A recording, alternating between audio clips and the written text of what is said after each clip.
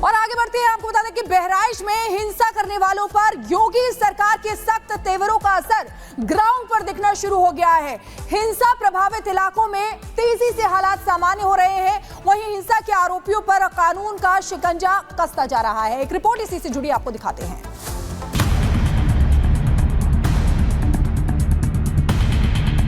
हिंसा की आग में झुलसने के बाद बहराइच में शांति लौट आई है, लेकिन दंगाइयों के खिलाफ कार्रवाई जारी है। हिंसा की तस्वीरों के आधार पर बवाल करने वालों की पहचान की जा रही है।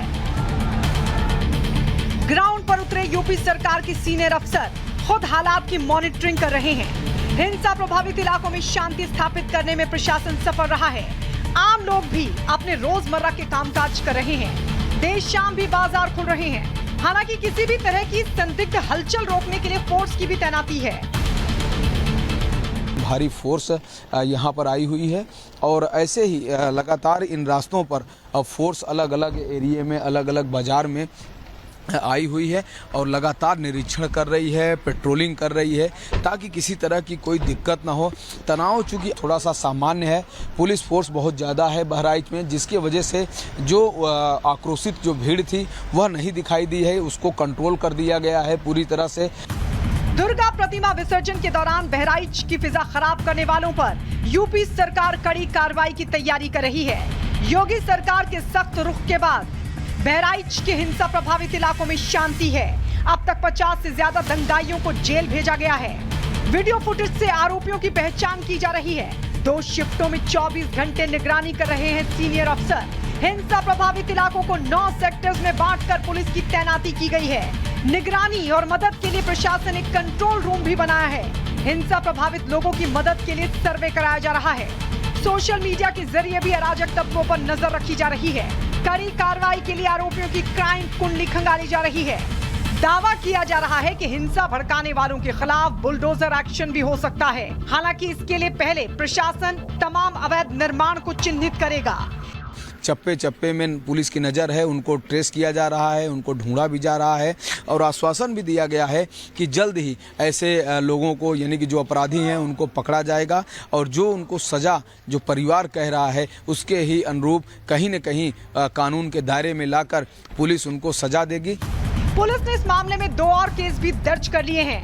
मृतक युवक राम गोपाल मिश्रा के भाई की तहरीर पर सरफराज और रिंकू समेत कई आरोपियों के खिलाफ केस दर्ज किया गया है। दूसरी तरफ जिन लोगों के मकान जलाए गए हैं उनकी तरफ से भी मामला दर्ज कर लिया गया है। तो वहीं इस हिंसा में मारे गए युवक राम गोपाल मिश्रा के परिवार के घावों पर सरकार मरहम लगाने की कोशिश कर रही है।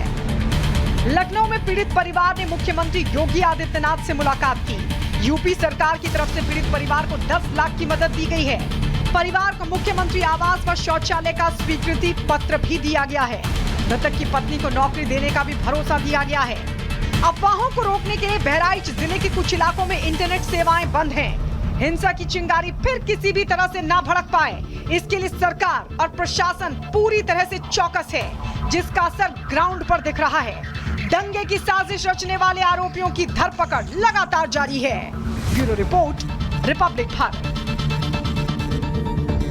तो बहराइच हिंसा को लेकर वैसे तो तमाम सवाल खड़े हो रहे हैं, लेकिन सबसे ज्यादा सवाल खड़े हो रहे हैं उस बर्बरता को लेकर जो कि युवक रामगोपाल के साथ की गई। पोस्टमार्टम रिपोर्ट से तमाम बड़े ऐसे खुलासे हुए जिसको सुनकर के शायद आप भी चौंक जाएंगे। पोस्टमार्टम रिपोर्ट से खुलासा क्या हुआ है दरअसल, जरा ये भी जान लीजिए।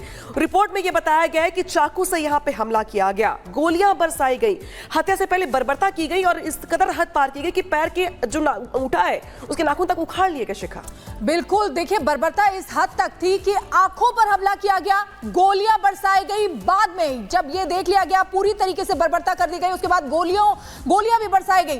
पैरों के नाखून उखाड़ लिए गए, यानी कि पैरों के दोनों अंगूठों के नाखून खींच लिए गए। चाकू से हमला किया गया, हत्या से पहले बर्बरता की गई। लगभग 20 मिनट तक आप समझिए पोस्टमार्टम रिपोर्ट जैसे ही आई उसने सभी को दहला कर रख दिया था। जो आपको दिखा रहे हैं ये इसके जरिए आप समझ सकते हैं कि पोस्टमार्टम रिपोर्ट में क्या क्या निकल कर आया। देखिए, करंट से भी राम गोपाल को तड़पाया गया, आंखों के ऊपर धारदार हथियार से हमला किया गया, चाकू से भी हमला किया गया, हत्या से पहले बर्बरता की गई। सबसे बड़ी बात देखिए, करंट बुलेटिन की शुरुआत करेंगे बड़ी खबर के साथ। आपको बता दें कि पंचकुला में हरियाणा बीजेपी विधायक दल की बैठक हुई जिसमें नायब सिंह सैनी को विधायक दल का नेता चुना गया है, जिसके बाद ये साफ हो गया है कि नायब सिंह सैनी एक बार फिर से हरियाणा की कमान संभालेंगे। विधायकों की मीटिंग में केंद्रीय गृह मंत्री अमित शाह और मध्य प्रदेश के मुख्यमंत्री मोहन सिंह यादव बतौर पर्यवेक्षक शामिल हुए। गृह मंत्री अमित शाह ने ही विधायक दल के नेता और हरियाणा के नए सीएम के तौर पर नायब सिंह सैनी के नाम का ऐलान किया।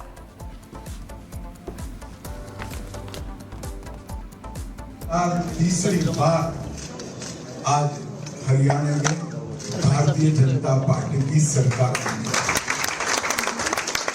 और चुने हुए सभी विधायकों ने एक मत से हमारे युवा नेता और हरियाणा के मुख्यमंत्री नायब सिंह सैनी के मजबूत कंधों पर फिर से एक बार हरियाणा के मुख्यमंत्री की जिम्मेदारी लेना तय किया है।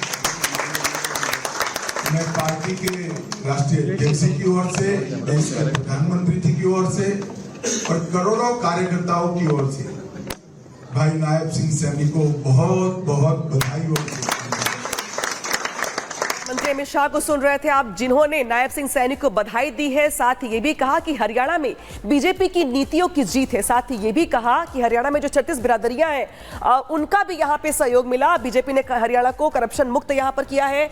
साथ ही यहाँ पे बड़ी बात यहाँ पर कही गई नायब सिंह सैनी की ओर से, क्या कुछ कहा गया है नेता चुनने के बाद, सुनवाते हैं आपको। हरियाणा के उन सब का भी दिल से धन्यवाद करता हूँ कि जो दिन रात कड़ी मेहनत करके और हमारी डबल इंजन की सरकार नीतियों को जन जन तक पहुंचाने का काम किया है।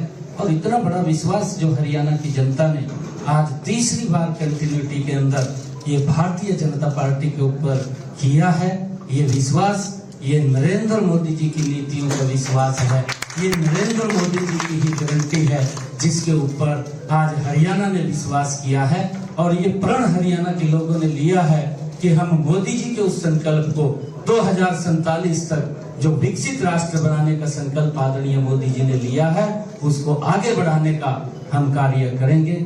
आप सबको मैं बहुत बहुत बधाई देता हूं। पुनः आदरणीय अमित शाह जी का बहुत बहुत धन्यवाद और मोहन यादव जी का यहाँ पहुंचने पर स्वागत करता हूं। और हम सब मिलकर के मैं विश्वास दिलाता हूं आदरणीय अमित शाह जी को कि हमारी जो ये टीम है इसमें कुछ लोग और भी हैं जो आजाद इंडिपेंडेंट जीत करके आए थे, उन्होंने भी भारतीय जनता पार्टी को अपना समर्थन वो दिया है। उन सब को साथ लेकर के जो हरियाणा के लोगों की अपेक्षा है आदरणीय अमित शाह जी, ये पूरी टीम उस अपेक्षा के ऊपर खरा उतरेगी।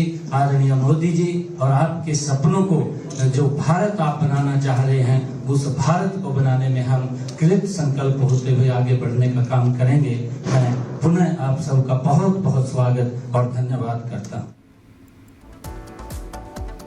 और सीधे ग्राउंड जीरो से पुनीता हमारी सहयोगी हमारे साथ जुड़ी हुई है। पुनीता, किस तरीके से बीजेपी तीसरी बार सरकार बनानी जा रही है और एक बार फिर से नायब सिंह सैनी को कमान सौंपी गई है हरियाणा की?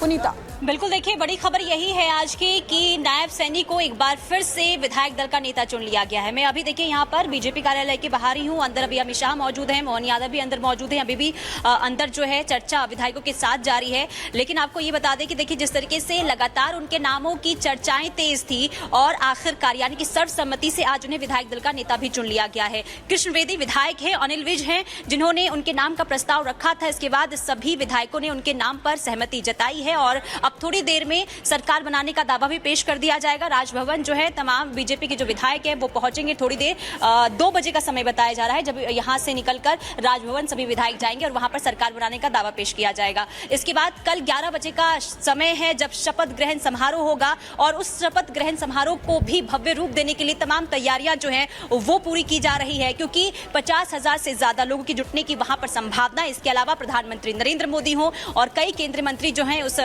शपथ समारोह में शामिल होंगे। और इसके बाद आपको ये बता दें, क्योंकि देखिए जिस तरीके से चुनाव जो है वो नायब सैनी के नेतृत्व में ही लड़ा गया और बार बार यही कहा जा रहा था बीजेपी की तरफ से कि अगर चुनाव बीजेपी जीतती है तो सीएम जो है वो नायब सैनी ही बनेंगे और इस पर आज मुहर भी लग गई है। और आपको ये बता दें कि लगातार जिस तरीके से नायब सैनी बहुत, यानी कि 2014 की बात करें तब पहली बार वो विधायक चुनकर आए थे, इसके बाद 2019 में कुरुक्षेत्र से पहली बार सांसद बने, 2023 बिल्कुल पुनीता अहम जानकारी दे रही यहाँ पे कि जिस तरीके से वरिष्ठ विधायक की ओर से नायब सिंह सैनी के नाम का प्रस्ताव रखा गया, इसके बाद तमाम विधायकों ने नायब सिंह सैनी के नाम पर मुहर लगाई। अमित शाह की ओर से नायब सिंह सैनी के नाम का ऐलान कर दिया गया। इस बीच बड़ी बात दरअसल ये है कि तीसरी बार हैट्रिक लगाने के बाद अब हरियाणा में एक बार फिर से बीजेपी की सरकार, लिहाजा नायब सिंह सैनी के नाम पर एक बार फिर से मुहर लगाई गई है। यानी कि आज नाम का ऐलान हुआ है और कल होगी सुपर शपथ। रिपोर्ट दिखाते हैं आपको।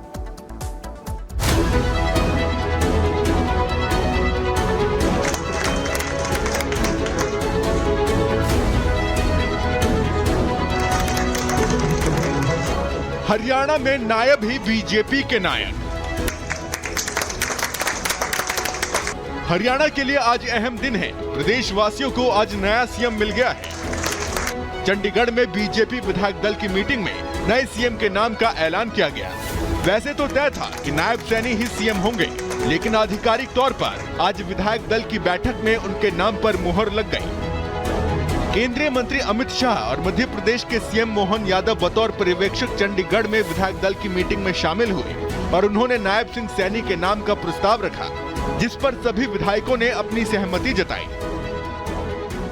लगातार तीसरी बार आज हरियाणा में भारतीय जनता पार्टी की सरकार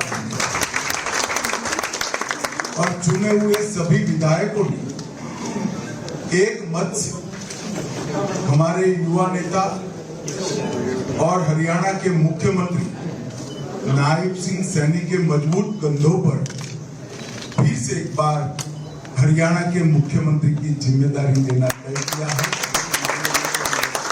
मैं पार्टी के राष्ट्रीय अध्यक्ष की ओर से, देश के प्रधानमंत्री जी की ओर से और करोड़ों कार्यकर्ताओं की ओर से भाई नायब सिंह सैनी को बहुत बहुत बधाई और